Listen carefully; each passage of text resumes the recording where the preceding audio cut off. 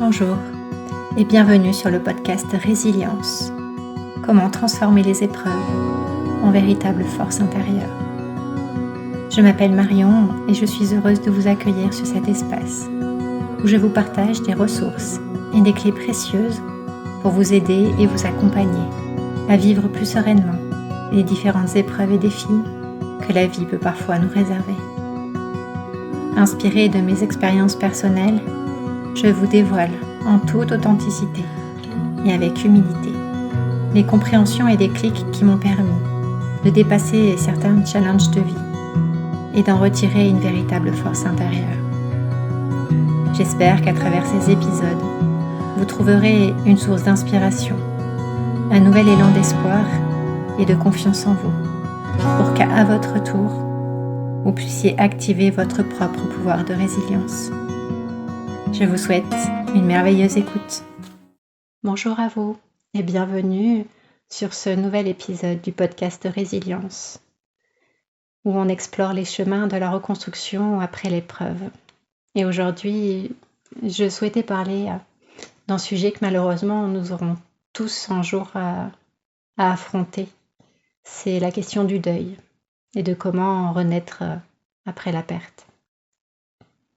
Pour moi, l'évocation du deuil, c'est pas seulement la mort d'un proche, c'est toute perte qui bouleverse en fait notre équilibre. Ça peut être une séparation, la fin d'un rêve, la perte d'un emploi, la maladie ou encore la perte d'une partie de soi. Donc à travers cet épisode, je vais explorer les différents visages du deuil, les différentes phases aussi que l'on peut être amené à traverser et surtout essayer d'identifier comment on peut retrouver un sens après cette étape-là, ce choc, et en faire une vraie force. Tout d'abord, je pense qu'il faut comprendre le deuil comme une réaction naturelle à la perte. C'est une réponse humaine, tout à fait normale à la perte d'un lien. Comme je disais, qu'il s'agisse d'un être cher, d'un projet ou de notre propre identité à un moment de vie. Le deuil naît quand quelque chose qui comptait profondément pour nous disparaît. Il y a 5 grands types de deuil pour moi. C'est bien évidemment le deuil d'un être aimé, d'un être cher. C'est pour moi le plus évident, mais aussi le plus profond. Celui qui vient bouleverser nos repères affectifs et existentiels. Il y a également le deuil amoureux ou relationnel, quand il s'agit d'une rupture amoureuse, d'une amitié brisée ou encore d'un divorce. Ici, c'est pas la mort d'une personne, mais plutôt la mort d'un lien, d'un nous qui n'existe plus. Il y a également le deuil professionnel ou social, quand on perd un emploi, quand on change de statut, par exemple qu'on part à la retraite, eh bien, ici aussi on perd une partie de notre identité, de la place qu'on occupait, en tout cas de l'idée qu'on avait de notre utilité dans la société. Il y a également le deuil parfois d'un rêve ou d'un futur qui était imaginé ou projeté. C'est un projet qui échoue, une carrière qui ne se réalise pas, une maternité impossible. Et souvent ce deuil, il est plus silencieux, mais tout aussi douloureux que les autres que je viens d'évoquer. Et enfin, on peut aussi identifier le deuil de soi, quand une maladie, un handicap, ou tout simplement le passage du temps vient changer notre corps, nos capacités, notre image. Il faut alors apprendre à aimer une nouvelle version de soi. Et chacun de tous ces deuils demande un travail de transformation, celui d'apprendre à vivre autrement. Alors, le deuil a été étudié, bien évidemment, et Kübler-Ross, qui est une psychologue de mémoire, a identifié 5 étapes du deuil. Bien sûr, c'est pas stéréotypé, mais voilà, c'est en tout cas des pistes de réflexion que je souhaite partager avec vous. Et peut-être que vous reconnaîtrez, si vous avez déjà vécu en deuil, les différentes phases que je vais vous évoquer. La première phase, c'est souvent celle du déni. Le non, c'est pas possible. C'est le choc qui est si violent qu'il semble irréel, où on continue presque parfois de faire comme si de rien n'était. Le déni, c'est se mettre dans une bulle de survie qui nous permet parfois d'absorber le choc de cette réalité nouvelle par petites doses. Et bien souvent, notre inconscient aussi nous aide en jugeant qu'on n'est pas forcément apte à tout encaisser tout de suite et va travailler à délivrer des choses inconsciemment petit à petit. La deuxième phase, dans le processus, parce que vraiment le deuil pour moi c'est un processus, c'est celle de la colère, bien souvent qui arrive, du pourquoi moi, pourquoi ça arrive maintenant, pourquoi c'est elle, ou pourquoi ça arrive à moi. Et cette colère, c'est une réaction vitale en fait. Elle cache souvent la peur et la douleur. C'est aussi un signal que quelque chose d'essentiel nous a été arraché. La troisième phase de ce processus, c'est souvent la culpabilité ou ce qu'on peut appeler aussi le marchandage de « et si j'avais fait autrement » et si. C'est la phase des remords et des si seulement. C'est notre tentative désespérée d'essayer de reprendre le contrôle sur ce qui s'est passé. Mais malheureusement, la vie, elle ne négocie pas et elle invite plutôt par ce genre d'épreuve à lâcher prise. La quatrième phase de ce processus, c'est la tristesse, où on se rend compte que il n'y a plus rien. On touche vraiment le cœur du deuil, ce vide, cette nostalgie, et bien souvent cet épuisement, cette fatigue qui se fait ressentir jusque dans notre corps. C'est un passage douloureux mais nécessaire.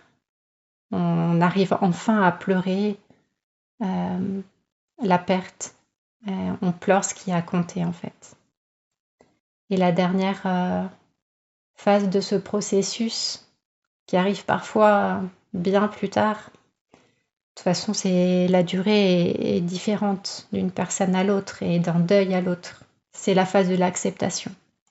L'acceptation où on arrive enfin à se dire « je continue ».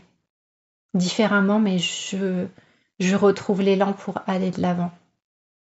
J'aimerais préciser que l'acceptation, ce n'est pas renoncer. C'est juste accueillir la perte dans notre histoire sans qu'elle vienne détruire tout le reste. C'est venir transformer la douleur en souvenir, en mémoire, et cette mémoire en une force. Face au deuil, il y a différents chemins pour aller à la résilience, pour arriver à cette étape de résilience.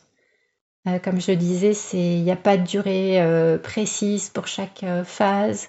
Même on peut aller plus vite, sauter des phases ou au contraire avoir des phases très longues dans ce processus de deuil. On est tous différents, chaque deuil est unique. Et voilà, il faut déjà accepter cette part-là. Mais ce qui est observé, ou en tout cas parfois vécu, quand on en parle, quand on échange autour de nous avec des personnes qui ont vécu différents deuils, parfois il y a certaines attitudes, certains gestes, certaines réactions qui peuvent nous aider à traverser et aller plus sereinement vers cette étape de l'acceptation, qui est la fin du processus du deuil. On peut identifier le fait d'accueillir cette douleur, de l'accueillir, de l'accepter. C'est la première étape, c'est celle d'accepter d'avoir mal, de souffrir. Le deuil, ce n'est pas une faiblesse, c'est plutôt une preuve d'amour. On va pleurer, on va parler, on peut écrire. Et tout ça, ça permet de donner un espace à ce qui brûle à l'intérieur de nous, ce qui nous fait mal parfois physiquement, au-delà du mental et de l'émotionnel. Après aussi, on peut s'entourer, parce que je pense que c'est très très difficile de guérir tout seul. Et je pense que d'ailleurs, on ne guérit pas seul. C'est plutôt en partageant sa peine avec une personne de confiance, ou alors avec un thérapeute ou un groupe de parole, qu'on arrive à créer un espace de respiration, de libération. Ou en tout cas, on vient diminuer cette charge, cette douleur, en la partageant. C'est comme si on avait un sac à dos rempli de pierres et que on donne quelques pierres à notre voisin, non pas pour l'alourdir, mais pour nous s'alléger. On peut également, pour certaines personnes, trouver un soutien dans le fait de créer des rituels qui viennent aider à symboliser la perte. Parfois, c'est en allumant une bougie en conscience ou en écrivant une lettre, d'autres en plantant un arbre, ou voilà, tout acte symbolique qui permet de transformer cette absence et de la matérialiser autrement que par ce vide que l'on ressent. On peut aussi essayer de redonner du sens, c'est-à-dire qu'après la perte, il y a souvent, comme je disais, ce grand pourquoi. Et la résilience, je pense qu'elle commence quand on transforme ce pourquoi en pourquoi, en 2 mots. Pourquoi vais-je continuer ?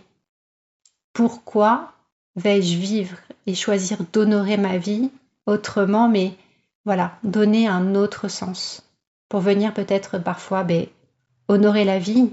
Nous, on a encore cette chance d'être en vie quand c'est la question d'un deuil d'un être cher.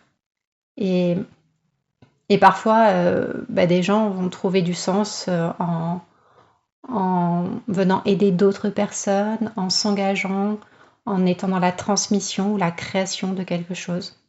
Donc voilà, vraiment voir dans quelle mesure on peut transformer ce pourquoi de colère en pourquoi donner du sens à cette nouvelle vie qui est différente. Une autre chose qui peut aussi accompagner cette phase, ce processus de deuil, c'est prendre soin de son corps. Parce que finalement, le deuil n'est pas seulement émotionnel, il est aussi physique. Et on le voit bien, les personnes ont un sommeil perturbé, une alimentation, ils n'ont plus faim, ils bougent plus, ils n'ont plus envie de sortir de chez eux, ils veulent rester renfermés dans leur douleur. Et ça, c'est OK aussi, ça fait partie aussi du processus. Mais pour aider aussi à aller de l'avant et à en sortir, c'est mettre son corps en mouvement, lui apporter de la douceur pour qu'il se répare physiquement, émotionnellement. Donc essayer de prendre soin de son sommeil, d'essayer de s'alimenter un minimum, de prendre le temps aussi de se reconnecter à sa respiration, à la matière que l'on est. Et parfois, on a besoin aussi de soutien, que ce soit médical ou physique pour ça. Et enfin, je pense que ce qui aide aussi à ce cheminement de résilience, c'est accepter la transformation. Parce qu'au final, le deuil nous change. On ne revient pas comme avant, mais on apprend plutôt à aimer la personne que l'on devient dans un environnement ou dans une situation différente, en étant plus consciente, plus sensible, peut-être plus vivante et plus présente aux choses. Donc voilà un petit peu ce que je souhaitais partager avec vous. Certains traversent ce deuil et en apprennent aussi quelque chose. C'est cette phase où on arrive à en faire une force. Parce qu'on se rend compte qu'on apprend à peut-être mieux aimer, à relativiser le superflu et aller plus à l'essentiel, savourer l'instant présent, être plus présent aux choses que l'on fait, aux personnes avec qui on est, et où on choisit vraiment en fait de vivre chaque instant intensément, parce qu'on a connu et on a pris conscience de la fragilité de notre existence et des choses. Et si malheureusement il y a bien une chose dont tout le monde est certain, c'est que la vie n'est que changement, n'est que cycle. Et quand on est plus présent à qui l'on est et au quotidien, à ce qui nous entoure, et prendre le temps de chérir ce qui nous est vraiment essentiel, on fait vraiment de ces pertes une vraie force. Donc je vais conclure ce podcast en disant que le deuil ne s'efface jamais totalement. Et je pense que ceux qui l'ont vécu partageront mon avis. Mais par contre, avec le temps, il peut s'adoucir. Ça devient une partie de nous comme une cicatrice qui ne fait plus mal, mais qui, quand on la regarde, nous rappelle les bonnes choses qui nous reliaient à cette personne ou à cette situation, et que ce n'est plus la douleur ou la colère ou la tristesse qui s'exprime, mais bien cette force et ce lien d'amour, en fait, à ce qu'on a perdu. Et peut-être que la résilience, c'est ça, c'est apprendre à vivre avec l'absence sans cesser d'aimer, mais d'aimer autrement et de transformer la perte en lumière, en force intérieure. Voilà, j'espère que cet épisode vous aura plu et que peut-être certaines choses auront résonné avec vous et pourront peut-être aussi vous aider à traverser le deuil si vous l'avez vécu ou si vous êtes en train de le vivre. Je vous dis à très bientôt pour un prochain épisode. Prenez bien soin de vous. Merci et à bientôt. Si cet épisode vous a plu, pensez à liker, à le partager et à vous abonner afin d'être informé de la sortie du prochain épisode. Vous pouvez retrouver tous les épisodes du podcast Résilience sur ma chaîne YouTube La Divine Alchimiste du Cœur, ainsi que sur les plateformes d'écoute. Et si vous souhaitez aller plus loin et ressentez le besoin d'un accompagnement plus spécifique et personnalisé avec moi, vous pouvez retrouver toutes mes offres et services sur mon site internet marionguijou.fr. À très bientôt pour un prochain épisode de Résilience.